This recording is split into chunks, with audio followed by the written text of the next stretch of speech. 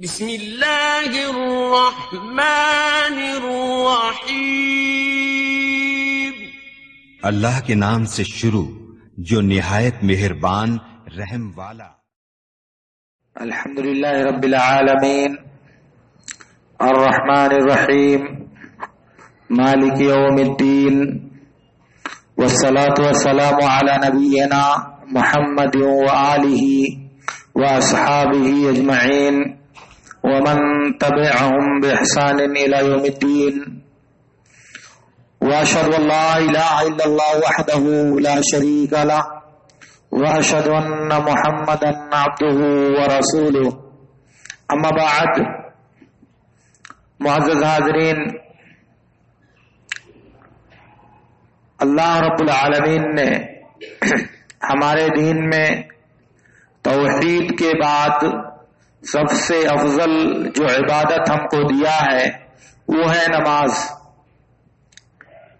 اسلام میں توحید کے بعد نماز سے افضل کوئی عبادت اور کوئی عمل نہیں ہے. گویا کہ یہ اسلام کا شعار اور اسلام کی ایک علامت ہے جو اللہ رب العالمین نے ہم مسلمانوں کو دیا ہے. اس لیے نماز پڑھنے کے تعلق سے نبی صلی اللہ علیہ وسلم کا اعلان یہ ہے، جیسا کہ صحیح بخاری کی روایت میں ہے، صلو کما رأیتمونی وصلی، جیسے مجھے نماز پڑھتے ہوئے دیکھتے ہو ایسے ہی تم بھی نماز پڑھو. تو گویا کہ ہم مسلمانوں سے نماز کا وہ طریقہ مطلوب ہے جو طریقہ نبی صلی اللہ علیہ وسلم نے سکھایا ہے. ہم یہاں مسجد میں حاضر ہوتے ہیں نماز پڑھنے کے لیے، اس لیے کہ اللہ تعالیٰ نے ہمیں نماز پڑھنے کا حکم دیا ہے. ہم نماز پڑھنے اس لیے آتے ہیں کہ نماز اللہ رب العالمین پسند کرتا ہے. نماز اس لیے پڑھنے آتے ہیں کہ اللہ رب العالمین نے ہمارے اوپر نماز کو فرض کیا ہے. اسی لیے ہم حاضر ہوتے ہیں مسجد میں جماعت کے ساتھ نماز ادا کرتے ہیں. اس سلسلے میں شریعت کا ایک حکم یہ ہے کہ جب صف میں کھڑا ہوا جائے، جماعت کے لیے جب صف بندی کی جائے تو ایک دوسرے سے مل کر اور ایک دوسرے سے چپک کر کھڑا ہوا جائے. ایک سے دوسرے کے بیچ میں فاصلہ اور خالی جگہ نہیں ہونی چاہیے. یہ نبی صلی اللہ علیہ وسلم نے سکھایا ہے، عملی طور پر بھی اور قولی طور پر بھی. ہماری صف بندی اگر دیکھی جائے تو صف بندی بڑی ڈسٹرب دکھائی دیتی ہے، اور مجھے یہ امید نہیں تھی کہ توحید کے اس مرکز میں، جہاں جامعہ محمدیہ جیسا قدیم ادارہ دینی اور دعوتی امور میں مشغولیت رکھتا ہے اور آپ اس کے جوار اور قریب میں رہتے ہیں، اور یہاں آپ کی صف بندی کا یہ عالم ہوگا کہ نبی صلی اللہ علیہ وسلم کے طریقے کے مطابق تو چھوڑیے، بعض دفعہ ایسا محسوس ہوتا ہے کہ بعض صفیں ایسی ہوتی ہیں پیچھے، پتہ نہیں ان کی نماز ہوتی ہے یا نہیں ہوتی، پتہ نہیں وہ نماز ان کی درست ہوگی یا ان کی نماز باطل ہوگی. اس کے بارے میں میں کم سے کم کچھ نہیں کہہ سکتا، اور وجہ اس کی یہ ہے، میں آپ سے عرض کرتا ہوں، میری اپنی بات نہیں ہے، یہ ساری باتیں صرف اور صرف اللہ کے نبی صلی اللہ علیہ وسلم کے فرمان کی ہیں. آپ سنیں، نبی صلی اللہ علیہ وسلم جب جماعت کھڑی کرنی ہوتی تھی یا جب آپ امامت کرنا چاہتے تھے تو آپ اپنی جگہ سے ہٹتے، وہاں سے یہاں تک پوری صف کا چکر لگاتے. برا بن عازب رضی اللہ تعالیٰ عنہ کہتے ہیں کہ اللہ کے نبی صلی اللہ علیہ وسلم ہمارا کندھا، ہمارا سینہ، اس پر ہاتھ پھیرتے، کوئی آگے ہوتا اس کو پیچھے کرتے، کوئی پیچھے ہوتا اس کو آگے کرتے، اور اس کے بعد حکم دیتے سووا صفوفکم وتراصوا انی وراکم من وراء ظہری. کہا صفوں کو ٹھیک کرو اور باہم ایک دوسرے سے مل کر کھڑے ہو. رسا یا رسو کے معنی ہوتے ہیں کسی چیز میں پگھلا ہوا سیسا ڈالنا، اسی کو کہا جاتا ہے سیسا پگھلائی ہوئی دیوار بنیان مرصوص. تو تراسو کا مطلب دو چیزیں ایسی ملی ہو کہ دونوں کے درمیان میں کوئی فاصلہ اور کوئی گنجائش باقی نہ رہے. تو سووا صفوفکم وتناسوا، باہم ایک دوسرے سے مل کر کھڑے ہو. اور میں تم کو اپنے پیچھے سے بھی دیکھتا ہوں، میں تم کو اپنے پیچھے سے بھی دیکھتا ہوں. یہ نبی صلی اللہ علیہ وسلم کا معجزہ ہے کہ وہ حالت نماز میں جیسے آگے دیکھتے تھے آنکھ سے، ایسے پیچھے دیکھتے تھے مہر نبوت سے. نبی صلی اللہ علیہ وسلم کے کندھے کے نیچے ایک علامت اور نشانی تھی جسے مہر نبوت کہا جاتا ہے. آپ نماز کی حالت میں اس کے ذریعے اپنے پیچھے مقتدیوں کو دیکھتے تھے. تو اس کے بعد کہتے ہیں برا بن عازب، فَكَانَ أَحَدُنَا يُلْزِقُ مَنْكِبَهُ بِمَنْكِبِ صَاحِبِهِ وَقَدَمَهُ بِقَدَمِهِ. تو جو ہم کھڑے ہوتے تھے تو ہم میں سے ایک آدمی اپنے ساتھی کے کندھے سے کندھا اور اس کے قدم سے قدم ملا لیتا تھا. یہ نبی صلی اللہ علیہ وسلم نے صحابہ کو جو سکھایا تھا اس کا اثر تھا. اسی لیے آپ کہتے تھے وَلَا تَخْتَلِفْ صُفُوفُكُمْ فَتَخْتَلِفَ قُلُوبُكُمْ. اور دوسری روایت میں احمد میں ابو داؤد میں وَلَا تَخْتَلِفْ صُدُورُكُمْ فَتَخْتَلِفَ قُلُوبُكُمْ. کہا صفوں میں تمہارے سینے آگے پیچھے نہیں ہونے چاہیے، تمہاری صفیں آگے پیچھے نہیں ہونی چاہیے، اس سے تمہارے دلوں میں اختلاف پڑ جائے گا، اس سے تمہارے دلوں میں فرقہ بندی اور آپسی عناد پڑ جائے گا. اسی لیے بخاری کی ایک دوسری روایت میں ہے اللہ کے رسول صلی اللہ علیہ وسلم نے ارشاد فرمایا لَتُسَوُّنَّ صُفُوفَكُمْ أَوْ لَيُخَالِفَنَّ اللَّهُ بَيْنَ وُجُوهِكُمْ. تم ضرور بالضرور صف کو سیدھی کرو گے ورنہ اللہ تعالیٰ تمہارے چہروں کے درمیان اختلاف پیدا کر دے گا. ابو داؤد کی روایت میں ہے سَوُّوا صُفُوفَكُمْ وَلَا تَسَوُّنَّ صُفُوفَكُمْ أَوْ لَيُخَالِفَنَّ اللَّهُ بَيْنَ قُلُوبِكُمْ. تم ضرور صفوں کو سیدھی کرو گے ورنہ اللہ تعالیٰ تمہارے دلوں میں اختلاف پیدا کر دے گا. تو سب بندی کا جماعت کے ساتھ نماز پڑھنے کا حکم اس لیے دیا گیا ہے تاکہ مسلمانوں کو اجتماعی قوت حاصل ہو، مسلمانوں کو آپس میں اتحاد، محبت اور آپسی لگاؤ پیدا ہو. اور جب صف گڑبڑ ہوگی، آگے پیچھے دائیں بائیں ہوں گے تو نتیجہ کیا ہوگا؟ اللہ کے نبی صلی اللہ علیہ وسلم نے کہا کہ اس سے تمہارے درمیان اختلاف پیدا ہوگا.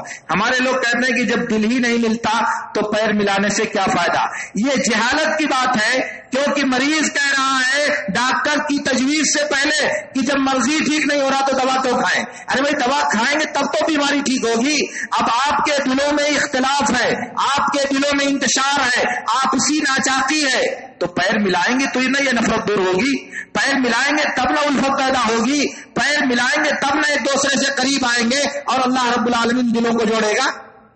اور جب پیر پہلے سے دور کر لیں گے تو ظاہر ہے کہ اللہ کے نبی صلی اللہ علیہ وسلم نے یہ وعید بیان کیا ہے اور لَيُخَالِفَنَّ اللَّهُ بَيْنَ قُلُوبِكُمْ. تمہارے دلوں میں اللہ تعالیٰ قرار پیدا کر دے گا، انتشار برپا کر دے گا، نفرت پیدا کر دے گا. اور اس کا مشاہدہ آپ کر رہے ہیں، سماج میں آپ دیکھ رہے ہیں اس کی تصویر.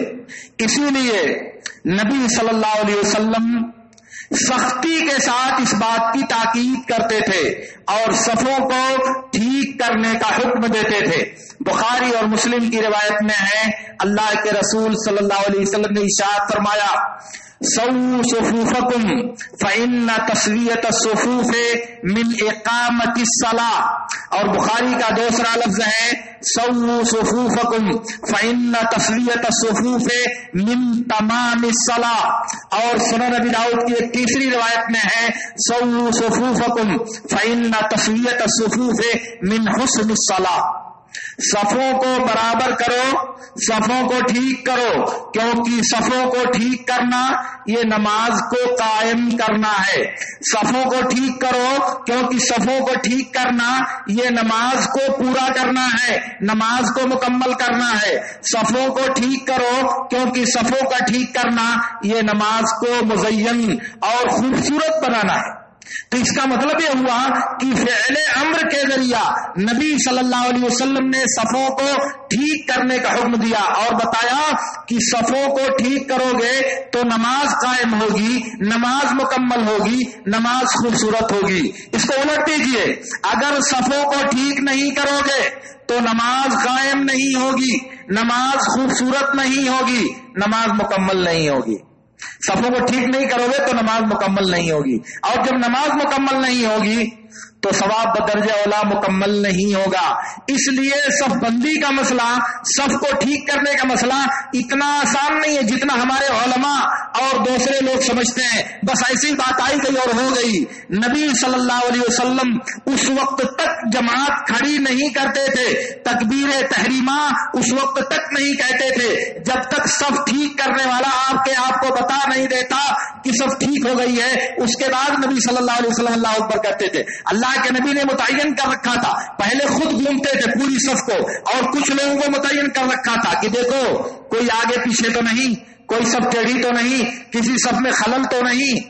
اور یہی طریقہ عمر بن خطاب، عثمان بن عفان اور علی بن ابی طالب رضی اللہ تعالی عنہم اجمعین سے بسند صحیح ثابت ہے کہ ان تینوں نے آدمی متعین کر رکھے تھے جو صفوں کو ٹھیک کرواتے تھے، آگے پیچھے والوں کو ایک دوسرے سے صحیح طریقے سے مل کر کھڑا کرتے تھے، اور جب وہ اعلان کرتے، اطلاع دیتے کہ صف ٹھیک ہو گئی ہے، تب یہ خلفائے راشدین اللہ اکبر کہہ کر نماز شروع کرتے تھے، ورنہ نہیں۔ اور اگر ہماری صفیں جیسی صفیں ہوتی تو مجھے نہیں لگتا کہ اس طرح سے نماز کھڑی ہو جاتی اور اس طرح سے لوگ نماز پڑھنے لگتے۔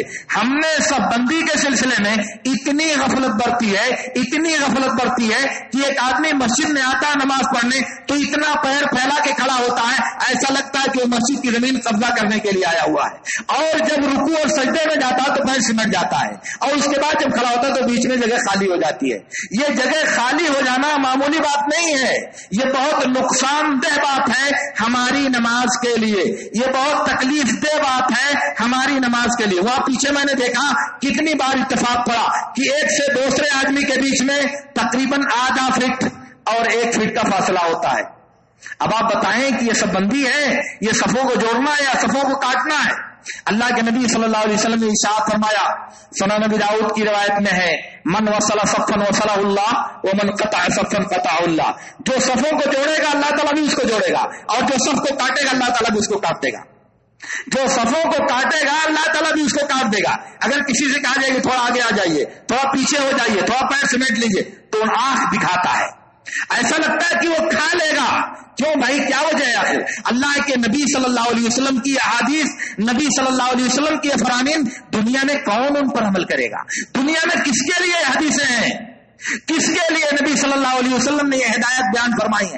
آپ کے لیے بیان فرمائی ہے، آپ اس کے مخاطب ہیں، آپ نے ان کا کلمہ پڑھا ہے، آپ کی ذمہ داری بنتی ہے کہ آپ ان پر عمل کریں۔ ہم سب کو اللہ رب العالمین نے حکم دیا ہے، اگر ہم اپنی غفلت سے، اپنی لاپرواہی سے اس پر عمل نہیں کرتے، اور اگر کوئی آپ کو یاد دلاتا ہے تو خوش ہونا چاہیے، اس کا شکر ادا کرنا چاہیے کہ نبی کی سنت کی دہانی کوئی کرا رہا ہے، آپ اس کو آنکھ دکھاؤ۔ ایسا لگتا ہے کہ نماز آپ کی مرضی سے ہونی چاہیے، آپ کی پسند سے ہونی چاہیے، آپ کے آرام کے مطابق ہونا چاہیے، آپ کی اپنی چاہت کے مطابق نہیں۔ میرے دوستو، آپ نماز کس کے لیے پڑھنے آتے ہیں؟ آپ یہ زحمت کس کے لیے برداشت کرتے ہیں؟ آپ یہ پریشانیاں کیوں جھیلتے ہیں؟ یہ اللہ کے حکم کے ناطے آپ کرتے ہیں، اللہ کے فرمان کے ناطے آپ کرتے ہیں، تو اس کو اللہ کے لیے رکھو نا۔ اپنے نفس کو کیوں اس میں داخل کرتے ہو؟ اپنے آرام اور راحت کو اس میں کیوں داخل کرتے ہو؟ آپ اللہ کے لیے کرو، اللہ کے لیے جو حکم نبی صلی اللہ علیہ وسلم نے آپ کو عطا کیا ہے، آپ اس کے مطابق صفوں کو ٹھیک کرنے کی اور درست کرنے کی کوشش کرو۔ اسی لیے صحیح مسلم کی ایک روایت میں ہے، اللہ کے رسول صلی اللہ علیہ وسلم نے ارشاد فرمایا، الا تصفون کما تصف الملائکۃ عند ربها وقالوا کیف تصف الملائکۃ عند ربها قال یتمون الصفوف الاول ويتراصون في الصف۔ اللہ کے نبی صلی اللہ علیہ وسلم نے کہا، کیا تم صفوں کو اس طرح ٹھیک نہیں کرو گے جس طرح فرشتے اپنے رب کے پاس صفوں کو ٹھیک کرتے ہیں؟ جیسے فرشتے اپنے رب کے پاس صفوں کو ٹھیک کرتے تم اس طرح صف نہیں بناؤ گے۔ صحابہ نے کہا وہ کیسے صف بناتے ہیں؟ کہا وہ پہلے اگلی صفوں کو پر کرتے ہیں اور صفوں میں ایک دوسرے سے پیوست اور ایک دوسرے سے مل کر کھڑے ہوتے ہیں، ایک دوسرے سے پیوست ہو کر اور ایک دوسرے سے مل کر کھڑے ہوتے ہیں۔ یہ اللہ کے نبی اللہ رب العالمین کے پاس فرشتوں کی صف بندی ہے۔ اور آپ سن لیں، نبی صلی اللہ علیہ وسلم نے فرمایا، مجھے دنیا پر 3 چیزوں سے فضیلت دی گئی ہے. ان میں سے ایک یہ بھی ہے وَجُعِلَتْ صُفُوفُنَا كَصُفُوفِ الْمَلَائِكَةِ، ہماری صفیں فرشتوں کی صفوں جیسی بنائی گئی ہیں. یعنی جیسے فرشتے رب العزت کے دربار میں صف بندی کھڑے کر کے کھڑے ہوتے ہیں، ایسے ہمیں حکم دیا گیا ہے کہ ہم رب العزت کے دربار میں صف بندی کر کے کھڑے ہوں. صفت کیا ہے؟ پہلے اگلی صف پر کی جائے، پھر اس کے بعد پہلی صف پر کیے بغیر دوسری صف میں کھڑا ہونا جائز نہیں ہے. پہلی صف بھرے بغیر دوسری صف میں صف بندی کرنا جائز نہیں ہے. اور دوسری خوبی وَيَتَرَاصُونَ فِي الصَّفِّ، تراس کے معنی ایک دوسرے سے مل کر ایک دوسرے سے جڑ کر کھڑا ہونا، یہ نبی صلی اللہ علیہ وسلم نے سکھایا ہے. اسی لیے انس بن مالک اور نعمان بن بشیر وغیرہ کی روایت ہے سنن نبی داؤد میں، اللہ کے نبی صلی اللہ علیہ وسلم نے کہا تراسوا فی الصف فإنی أراکم من وراء ظہری فکان احدنا يلزق منکبہ بمنکب صاحبہ ورکبتہ برکبت صاحبہ وقدمہ بقدمہ، اور دوسرا لفظ ہے وکعبہ بکعب صاحبہ. اللہ کے نبی نے کہا کہ خوب مل کر ایک دوسرے سے کھڑے ہو کیونکہ میں تمہیں پیچھے سے دیکھتا ہوں. صحابی کہتے تو ہم نبی صلی اللہ علیہ وسلم کے پاس کھڑے ہوتے تھے تو ہم میں سے ایک آدمی اپنے کندھے کو اپنے ساتھی کے کندھے سے چپکا لیتا تھا، اپنے گھٹنے کو اس کے گھٹنے سے چپکاتا تھا اور اپنے ٹخنے کو اس کے ٹخنے سے ملاتا تھا. تو سب بندی کا طریقہ ہوا ٹخنے کو ٹخنے سے ملانا، کنارے والی انگلی خنصر کو خنصر سے ملانا. یہ سب بندی نہیں ہوئی، یہ سب بندی نہیں ہوئی. اس میں ایک عیب اور ہے کہ آپ جب کانی انگلی ملاتے ہیں تو کسی کا پیر چھوٹا ہے اور کسی کا پیر بڑا ہے تو صف آگے پیچھے ہوتی ہے، صف آگے پیچھے ہوتی ہے. اور دوسرا عیب یہ ہے کہ آپ کے پیروں کی انگلیاں قبلہ کی طرف نہ ہو کر کے کہاں جاتی ہیں؟ شمال اور جنوب کی طرف جاتی ہیں، جبکہ آپ کھڑے ہوئے قبلہ رخ ہونا چاہیے، انگلیوں کا رخ آپ اس کو پھیلا دیتے ہیں. تو ظاہر ہے کہ یہ بات نبی صلی اللہ علیہ وسلم کے حکم کی مخالفت پر مبنی ہے. اس لیے سب بندی وہ مطلوب ہے جو نبی صلی اللہ علیہ وسلم نے سکھایا ہے، سب بندی وہ مطلوب ہے جو نبی صلی اللہ علیہ وسلم نے ہم کو بتایا ہے. میں دیکھتا ہوں کہ ابھی صف باقی ہے، پیچھے لوگ صف لگاتے ہیں، اور 2 صفیں 3 صفیں خالی ہیں، اس کے پیچھے لوگ صف لگا کر کے نماز پڑھتے ہیں. وہ کون سی نماز پڑھنا چاہتے ہیں؟ جماعت کی نماز ہے یا اکیلے کی نماز ہے؟ اگر جماعت کی نماز ہے تو جماعت کے لیے جب تک پہلی صف پر نہ ہو جائے دوسری صف لگانا درست نہیں ہے. اس پہ کوئی اختلاف نہیں ہے ائمہ کرام کا کہ اگر کوئی آدمی صف میں جگہ خالی چھوڑ کر پیچھے نماز پڑھتا ہے تو اس کی نماز نہیں ہوگی. حتیٰ کہ اگر کوئی آدمی صف کے پیچھے تنہا نماز پڑھ لے، اکیلا صف بنا کر پڑھ لے تو اس کی نماز نہیں ہوگی. نبی صلی اللہ علیہ وسلم نے فرمایا لا صلاۃ لمنفرد خلف الصف وحدہ، صف کے پیچھے تنہا نماز پڑھنے والے کی نماز نہیں ہوتی. عورتیں اس حکم سے مستثنا ہے. اگر مردوں کی صف ہے اور مردوں کے صف کے پیچھے عورت اکیلی کھڑی ہے تو اس کی نماز صحیح ہوگی، کیونکہ بخاری کی روایت میں اسما ام سلیم رضی اللہ تعالیٰ عنہ اکیلی کھڑی تھی اور نبی صلی اللہ علیہ وسلم کے پیچھے نماز پڑھ رہی تھی. مگر مرد اگر صف کے پیچھے تنہا نماز پڑھے تو نماز نہیں ہوگی.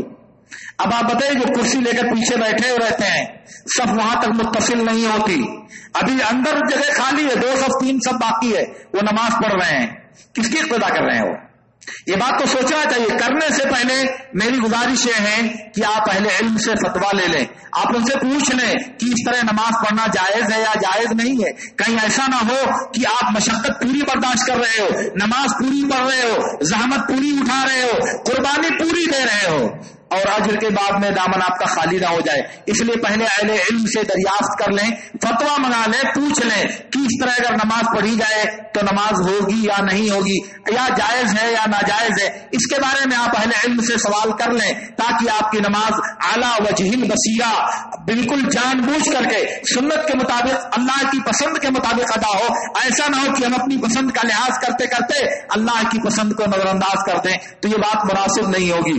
حدیث میں آتا ہے نبی صلی اللہ علیہ وسلم نے فرمایا، مسند احمد کی روایت میں ہے، سووا صفوفکم سووا صفوفکم وحاذوا بین مناکبکم ولینوا فی ایدی اخوانکم وسدوا الخلل فانی اری الشیطان یدخل فیما بینکم بمنزلۃ الحف. کہا صفوں کو سیدھی کرو، ٹھیک کرو، اور اپنے کندھوں کو ایک دوسرے کے مقابل اور برابر میں کرو، اور اپنے بھائیوں کے سامنے اپنے کندھے کو نرم رکھو اور خالی جگہ کو پر کرو، کیونکہ میں شیطان کو دیکھتا ہوں کہ تمہارے درمیان بھیڑ کے بچے کی طرح صف میں داخل ہوتا ہے. میں دیکھتا ہوں کہ شیطان بھیڑ کے بچے کی طرح صف میں داخل ہوتا ہے. سنن نسائی کی ایک دوسری روایت میں ہے، اللہ کے نبی صلی اللہ علیہ وسلم نے کہا رسوا صفوفکم وقاربوا بینہا، رسوا صفوفکم وقاربوا بینہا وحاذوا بالاعناق فوالذی نفسی بیدہ انی لأری الشیطان یدخل من خلل الصف کأنہ الحظف. کہا صفوں کو مضبوط کرو اور ان کو قریب قریب کھڑا کرو، صفوں کو پختہ اور مضبوط بناؤ کہ کوئی چیز اس میں گھسنی چاہے تو نہ گھس سکے، اور اسے قریب قریب رکھو، اور پھر گردنوں کو، اپنے کندھوں کو ایک دوسرے سے قریب مقابل میں ملا کر کے رکھو. اللہ کی قسم جس کے ہاتھ میں میری جان ہے، میں دیکھتا ہوں کہ شیطان صف کی خالی جگہ میں بھیڑ کے بچے کی طرح سے داخل ہوتا ہے. صف میں شیطان بھیڑ کے چھوٹے بچے کی طرح سے داخل ہوتا ہے. تو شیطان نماز میں کیا کرنے آتا ہے؟ نماز ہم پڑھتے ہیں، شیطان کیا کرنے آتا بھائی؟ شیطان نماز میں آتا ہے ہم کو نماز سے غافل کرنے کے لیے. وہ آتا ہے، ارے یاد کرو فلاں چیز بھولے ہوئے تھے تم، وہ فلاں چیز یاد کرو بھولے ہوئے تھے تم، وہ فلاں زمانے کی بات جو کبھی زندگی میں یاد نہیں آتی تھی وہ نماز میں آ کے آپ کو یاد دلاتا ہے. اس لیے وہ آتا دوستی کرنے کے لیے نہیں آتا آپ سے، آپ کی نماز کو کھا جانے کے لیے آتا ہے، آپ کی نماز سے آپ کو غافل کر دینے کے لیے آتا ہے. اور آپ نے جگہ چھوڑی ہوئی کیا؟ آپ نے صفوں کے بیچ میں اس کو موقع دیا ہوا، ایک پیر سے دوسرے آدمی کے پیر کے بیچ میں، اس میں وہ آتا ہے، گھستا ہے، اور پھر آپ کی نماز کے ساتھ کھلواڑ کرتا ہے. اسی لیے اللہ کے نبی صلی اللہ علیہ وسلم نے کہا من سد فرجتن فی الصف رفع اللہ بہا درجتن. یہ ابن ماجہ کی روایت میں ہے کہ جس نے صف میں خالی جگہ کو پر کر دیا تو اللہ تعالیٰ اس کے بدلے میں اس کے درجات کو بلند کرے گا، درجہ کی بلندی اسے عطا فرمائے گا. اور طبرانی کی المعجم الاوسط کی ایک دوسری روایت میں ہے من سد فرجتن فی الصف رفع اللہ بہا درجتن وبنا له بیتا فی الجنہ. جو خالی جگہ کو پر کرے گا اللہ تعالیٰ اس کو درجے کی رفعت اور بلندی عطا کرے گا اور جنت میں اس کے لیے گھر بنائے گا. خالی جگہ پر کیا آپ نے تو اس کے بدلے میں اللہ تعالیٰ آپ کو جنت میں گھر دے گا. اتنی اہم بات ہے صفوں کی خالی جگہ کو پر کرنا. اسی لیے نبی صلی اللہ علیہ وسلم نے فرمایا ما من خطوۃ اعظم اجرا من خطوۃ یمشیها العبد الى فرجۃ فی الصف فیصدها. کہا کوئی بھی قدم جو انسان اٹھاتا ہے اجر کے اعتبار سے سب سے بڑا قدم انسان وہ اٹھاتا ہے کہ وہ چل کر کے جاتا ہے اور صف کی خالی جگہ کو پر کر لیتا ہے، صف کی خالی جگہ کو بھر دیتا ہے. دوسری روایت میں نبی صلی اللہ علیہ وسلم نے فرمایا ما من خطوۃ احب الی اللہ من خطوۃ یمشیها العبد لیصل بها صفا.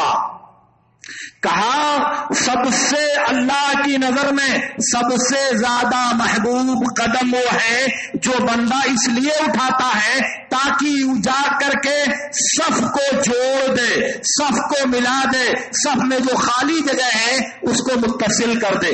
یہ قدم جو اٹھاتا ہے وہ اللہ کو سب سے زیادہ محبوب قدم ہے. اللہ رب العالمین کو سب سے زیادہ پسندیدہ یہ قدم ہے جو صف کی خالی جگہ کو پر کرنے کے لیے اٹھایا جاتا ہے. اس کو آپ پلٹ کر کبھی سوچیں، کبھی الٹ کر اس کو دیکھیں، اس کا مفہوم مخالف دیکھیں کہ اللہ کی نظر میں سب سے مبغوض، سب سے ناپسندیدہ وہ قدم ہے جو قدم صفوں کے درمیان درار پیدا کرنے کے لیے، صفوں کے درمیان خالی جگہ بنانے کے لیے پیدا کیا جاتا ہے۔ اب بتائیں کتنی بڑی محرومی کی بات ہوگی ہمارے لیے، کتنی بڑی مایوسی کی بات ہوگی ہمارے لیے۔ میں یہ باتیں اپنی طرف سے عرض نہیں کرتا، یہ ساری احادیث نبی صلی اللہ علیہ وسلم سے بسند صحیح ثابت ہیں، اور ساری کی ساری احادیث کتب ستہ میں اللہ کے نبی صلی اللہ علیہ وسلم سے موجود ہے۔ پھر ان پر عمل کون کرے گا میرے دوستوں؟ ان کا مخاطب کون ہے؟ ان پر عمل کی دعوت کس کو دی جائے گی؟ ان کے مخاطب ہم ہیں، ان میں اللہ رب العالمین نے ہمیں حکم دیا ہے، اللہ رب العالمین کے مخاطب ہم ہیں، اس لیے ہماری ذمہ داری ہے کہ ہم صفوں کو نبی صلی اللہ علیہ وسلم کے طریقے کے مطابق مرتب کرنے کی، صفوں کو اللہ کے حکم کے مطابق بنانے کی کوشش کریں کہ یہ ہمارے ایمان کا تقاضا ہے، ہماری نماز سے محبت کا تقاضا ہے، ہمارے نبی سے محبت کا یہ تقاضا ہے، اس لیے اس کو کرنا ضروری ہے۔ اور پھر دوسری مجبوری یہ بھی ہے کہ اگر صف میں خلل ہوگا تو نماز میں خلل باقی رہے گا، صف میں کمی اور کجی رہے گی تو نماز کے اجر میں کمی اور کجی باقی رہ جائے گی، کیونکہ نبی نے کہا کہ صف ٹھیک کرو، کیونکہ صف ٹھیک کرنا نماز کو پورا کرنا ہے، نماز کو مکمل کرنا ہے۔ صف پوری نہیں کی، سیدھی نہیں کیا تو اس کا مطلب نماز ہماری مکمل نہیں ہوئی، نماز ہماری پوری نہیں ہوئی۔ اس لیے میرے دوستو میں آپ سب سے عرض کرنا چاہتا ہوں کہ صفوں کو ٹھیک کرنا، صفوں کو درست کرنا، ایک دوسرے سے مل کر کھڑا ہونا، کندھے سے کندھا اور ٹخنے سے ٹخنا ملانا، یہ نماز میں ضروری ہے۔ اس میں کمی ہوگی تو جو لوگ کمی کریں گے وہ گنہگار ہوں گے اور نماز میں سب کی کمی رہ جائے گی، کیونکہ جماعت میں جو کمی ہوتی ہے وہ کمی سب پر اثر انداز ہوتی ہے۔ ایک دن نبی صلی اللہ علیہ وسلم امامت کروا رہے تھے، دلچسپ بات ہے، امامت کروا رہے تھے، قرآن پڑھتے ہوئے بھول گئے، بھولنے کے بعد جو فارغ ہوئے کہا کہ کون ہے تم لوگوں میں سے جو مکمل طہارت حاصل کر کے نہیں آتا، اچھی طرح وضو کر کے نہیں آتا، اور اس کی وجہ سے امام بھول جاتا ہے، غلطی کر کے مقتدی آیا ہوا ہے، وضو ناقص مقتدی کا ہے، طہارت ناقص مقتدی کا ہے، بھول گئے نبی صلی اللہ علیہ وسلم۔ اس کا مطلب کہ مقتدیوں کی غلطی کا اثر امام کے اوپر پڑتا ہے، اور جب امام کے اوپر پڑے گا تو دوسرے نمازی بظاہر اس سے مبرہ نہیں رہ سکتے۔ تو میں کہنا چاہ رہا تھا کہ مقتدیوں کی سب بندی میں جو غلطی ہے اس غلطی کا خمیازہ سب کو بھگتنا پڑے گا، اس لیے اسے ٹھیک کرنے کی کوشش کرنی چاہیے اور ایک دوسرے سے مل کر کھڑا ہونا چاہیے، اور اپنے پیروں کو کبھی بھی کندھے سے زیادہ کرنے کی کوشش نہیں کرنی چاہیے۔ آپ رب کے دربار میں آئے ہیں، رب کے حکم کے مطابق کھڑے ہونے کی کوشش کریں، رب کی بندگی کے لیے آئے ہیں، رب کو راضی کرنے والا عمل کریں۔ یہ نہیں کہ ہم 20 سال سے کر رہے ہیں، ہم 50 سال سے گئے، بھلے آپ کر رہے ہو میرے دوستو، لیکن وہ نبی کا عمل نہیں ہے، وہ نبی کا دین نہیں ہے، نبی کی سنت نہیں ہے، نبی کی شریعت نہیں ہے۔ وہ آپ کی اپنی منچائی بات ہو سکتی ہے، آپ کے اپنے رسم و رواج کی بات ہو سکتی ہے، مگر نبی کا دین نہیں ہو سکتا۔ میں نبی کا دین آپ سے عرض کر رہا ہوں، آپ سے بیان کر رہا ہوں، نصوص آپ کے کانوں میں گھولنے کی کوشش کر رہا ہوں، آپ اسے سنیں، اس کو برتیں، اس پر عمل کریں، اور اپنے پیروں کو ہمیشہ اپنے کندھے کی سیدھائی پر رکھیں، انگلیوں کا رخ قبلہ کی طرف رکھیں، اور پیروں کا پچھلا حصہ یعنی ٹخنا ملانے کی کوشش کریں۔ اور ٹخنا جب آپ ملائیں گے تو آپ کی صف میں رکوع اور سجدہ میں جاتے ہوئے جگہ نہیں بنے گی، خالی جگہ نہیں ہوگی، لیکن جب آپ پیر پھیلائے ہوں گے تو سجدے میں پیر سکڑے گا، رکوع میں پیر سکڑے گا، اور اس کے بعد خالی جگہ بنے گی۔ یہاں جو صف بندی ہوتی ہے، ہر صف میں کم سے کم 3 یا 4 لوگوں کو گھسایا جا سکتا ہے، 3 یا 4 لوگوں کو جگہ دی جا سکتی ہے، پھر بھی سب جا کر کے ٹھیک ہوگی۔ لیکن لوگ اتنی جگہ لے کر کے پہلے کھڑے ہوتے ہیں کہ پیچھے سے دیکھنے میں لگتا ہے کہ جگہ ان کی کوئی قبضہ کرنے والا ہے، ان کی جگہ کوئی لے لے گا اگر یہ پیر سکھول لیں گے تو یہ طریقہ غلط ہے۔ سب میں ہم رب کی بندگی کے لیے آئے ہیں، رب کی رضامندی اور اس کی خوشنودی حاصل کرنے کے لیے آئے ہیں، اس لیے جو وہ پسند کرتا ہے وہ کرنا چاہیے، وہ جو حکم دیتا ہے اسے کرنا چاہیے، وہ جو اپنے پیغمبر کے ذریعے ہم کو پہنچاتا ہے ہمیں اس پر عمل کرنے کی کوشش کرنی چاہیے۔ اس لیے اللہ رب العالمین سے میری دعا ہے کہ اللہ رب العالمین ہمیں ان باتوں کو سمجھنے اور ان پر عمل کرنے کی توفیق عطا فرمائے۔ وآخر دعوانا ان الحمد للہ رب العالمین۔ اقول لکم ما تسمعون واستغفر اللہ لی ولکم۔